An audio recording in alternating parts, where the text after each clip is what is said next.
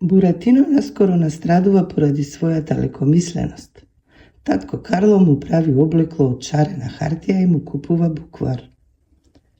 Откако си отиде штурецот што говори, во одајчето под скалите стана страшно здодевно. Денот се здолжи до бесконечност, а на Буратиновиот стомак му стана здодевно. Тој ги затвори очите и ненадејно виде печена кокошка на чинија.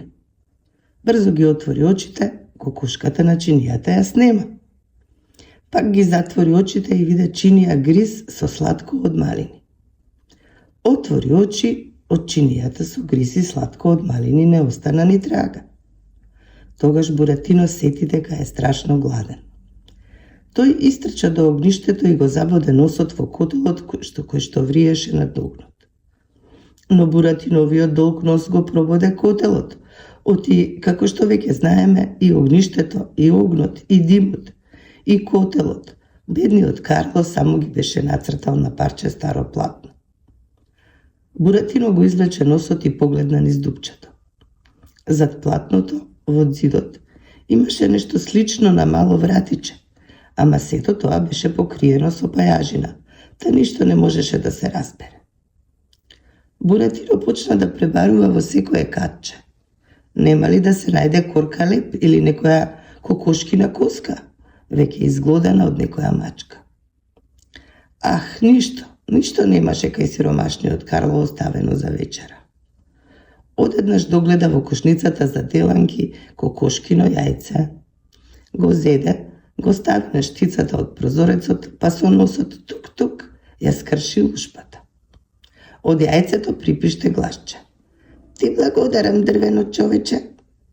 Од скршените лушпи почна да излегува пиле со пердувчиња наместо опашка и со весели очички. До гледање, мама кокошка одамна веќе ме чека во дворот. И пилето изрипа преку прозорецот, како и да не било. Олеле, викна Буратино, сакам да јадам. Денот најпосле се заврши. Во собата стана темно. Буратино седеше покрај нацртаното огниште и тивко плачеше од глад. Погледна, а под скалите по подот се покажа една дебела глава, подушка и излезе некаква сива животинка со куси нозе. Не брзајќи таа појде кон кошницата со деланките, влезе во неа душејќи и барајќи нешто и налутено зашушка со деланките. По секоја неверојатност го бараше јајцето што го скрши Буратино. Потоа излезе од кошницата, му се приближи на Буратина и го помириса, виткајќи со црниот нос, што имаше по 4 долги влакна од двете страни. Но бидејќи Буратино не мирисаше на јадење, животното отиде натаму, влечејќи ја зад себе долгата тенка опашка. Но како може човек да дотрае, а да не ја фати оваа опашка? И Буратино веднаш тоа го стори. Ама се покажа дека тоа беше стариот лош глушец Шушар. Тој од првин со страв се стрча како сенка под скалите и го повлече по себе Буратина. Но кога виде дека тоа е само едно обично дрвено човече, се заврти и бесно се нафрли да му го прегризе грлото. Сега Буратино се уплаши. Ја пушти студената опашка на глушецот и скокна на столот. Глушецот по него. Од столот рипна тој на прозорската штица. Глушецот по него. И од прозорецот скокна преку целото одајче на масата. Глушецот пак по него. И тука на масата го зграбчи, тој Буратина за грлото, го кутна и држејќи го со зъбите рипна на земја и почна да го влече под скали во дупката. Тато Карло, успеа да запушти Буратино. Еве сум, одговори грмливиот глас.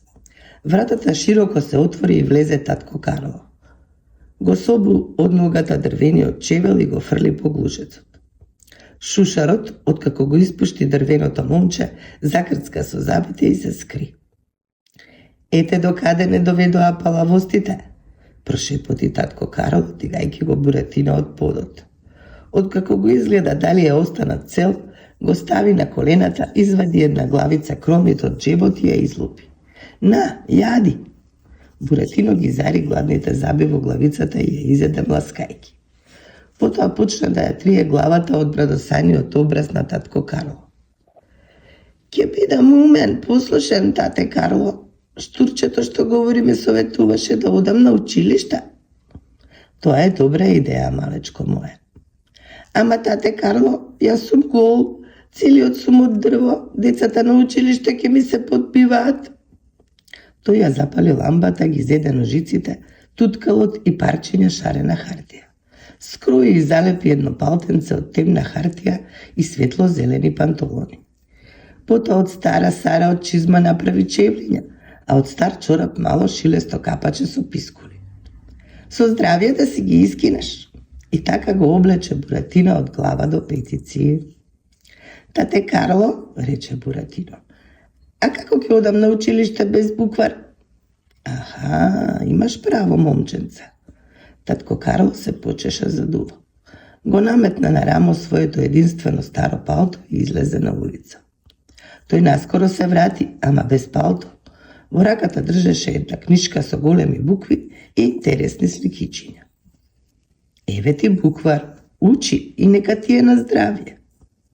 А каде е твоето палто, тате Карло? Палтото го продадов, ама ништо, ќе се може и без него, само ти да си ми жив и здрав. Буратино го забоде носот во добрите раце на татко Карло. Кога ќе го свршам училиштето и кога ќе порастам, ќе ти купам 1000 нови палта. Буратино со сите своји сили сакаше оваа прва вечер од својот живот да ја помине мирно, без палавење, како што го советуваше штурецот што говори.